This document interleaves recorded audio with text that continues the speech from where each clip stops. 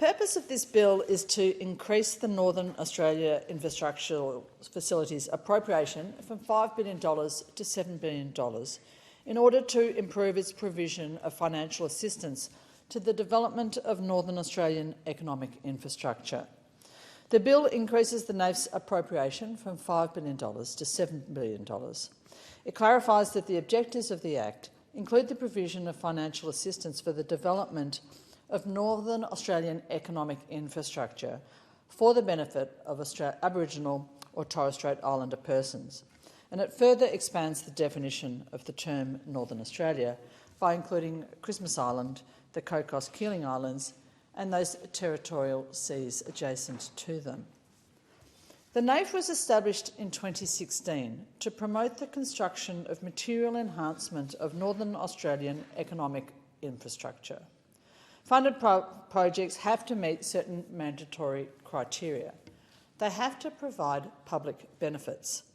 They must be unable to get sufficient funding from commercial sources, but they have to be able to repay their loans and the cost of those to the government.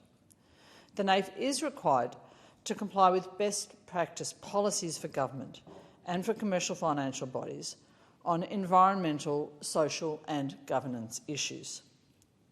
The NAIF was initially slow to hit its straps, but its commitment of funds to low-cost loans for infrastructure projects across northern Queensland, WA and the Northern Territory has increased in the last 3 years. I note that in 2019, the then Labor leader, Bill Shorten, called the NAIF an abject failure. By 2020, 19 projects had been approved for a total of $2 billion in loans, but only $130 million had actually been spent. That disbursement has now accelerated, but by early 2022, only $428 million had been actually paid out. At that stage, Labor's then Shadow Minister for Northern Australia, Murray Watt, claimed that the NAIF was known as the No Actual Infrastructure Fund in the North. There are persisting concerns about the NAIF as an entity and about the quality of its financial reporting. The NAIF has not been fully corporatised, in contrast to the Clean Energy Finance Corporation, which also acts as a specialist investment vehicle of the federal government. The CEFC's financing facilities are included as part of its income statements and its balance sheet, enabling its financial performance to be assessed on a comprehensive basis. In contrast, the NAIF has not been fully corporatised. It does not have a special account to receive appropriations. Its formal reporting has been limited to its own operational outcomes, making it difficult to determine exactly how its portfolio is evolving and performing. In 2019, the Auditor-General identified a concerning lack of transparency around its decisions and stated that the NAIF's internal remuneration practices were inconsistent with those of the public sector. The NAIF has also more recently come under fire about its governance arrangements, given that it has a ministerial veto on projects. And I note that in May 2021, the Morrison government used that veto to block public funding of a Queensland wind farm and battery project. The NAIF has been used for some positive projects in recent years.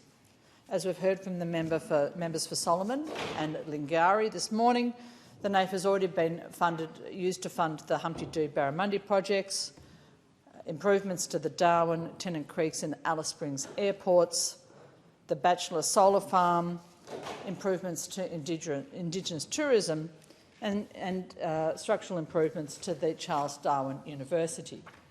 However, under the Morrison government, the NAIF also showed itself to be very supportive of fossil fuel industries.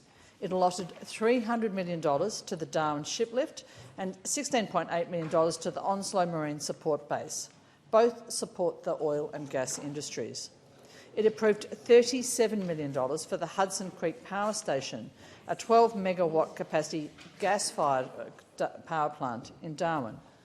Most recently, in 2020, the NAIF was used to fund the Pembroke Resources Olive Metallurgical Coal Mine, a bigger project than Adani, which also sought funding from this fund in 2017. I seek from this government an assurance that this fund will not be used to further the expansion of fossil fuel projects in the top end. I refer to the statements of former Labor leader Bill Shorten in 2019, when he said that under a Labor government up to $1.5 billion could be set aside for proposed gas pipelines across Queensland's Galilee and Bowen basins and for a pipeline connecting the Beetaloo Basin to Darwin and across to the east coast. He noted then that that area had enough gas to potentially supply our domestic market for up to 400 years. As things are, the increase in funding for the NAIF provided under this bill could be used to support Beetaloo infrastructure projects. We're hearing that the fund could be used for upgrades to roads, rail, pipelines and waste facilities to support those developments. The obvious concern is that our public funds will be used to prop up fossil fuel developments owned by Tamboran, Santos and Empire Energy, developments likely doomed to become stranded assets with the decreasing cost of energy produced from renewables. In 2021, the Morrison government allotted grants from the $50 million Beetaloo Cooperative Drilling Program to Imperial Oil and Gas to support new exploration wells to help accelerate the development of gas projects in the Northern Territory. When that decision was challenged by the Environmental Centre of the Northern Territory, which argued that the minister was required to make reasonable inquiries into a range of matters before giving Imperial that taxpayer money, the question was raised of whether or not the government had to consider the impact of climate change and Australia's ability to meet its Paris Agreement obligation in undertaking funding for such projects. The court found that in that particular case the minister did not have to consider the risks of climate change because the greenhouse gas emissions arising from the 7 wells for which the grant was awarded were not significant, due to them being solely for exploration for fracking. But the findings did enforce that federal ministers do have a legal obligation to make reasonable inquiries about the proper use of public money when making funding decisions of this sort. This bill has clarified that the objectives of the NAIF Act include the provision of financial assistance for the development of Northern Australia economic infrastructure for the benefit of Aboriginal and Torres Strait Islander persons. Aboriginal and Torres Strait Islander persons have already expressed their concern about fossil fuel developments in the far north. These are people living in a part of Australia which is at the forefront of the impact of climate change. Recently, we've seen the Tiwi Islanders successfully taking on Santos to stop gas drilling in their traditional waters. At the same time, we have seen traditional owners opposing developments in the Beetaloo Basin. They have told us that that land is culturally sensitive and that it must be preserved.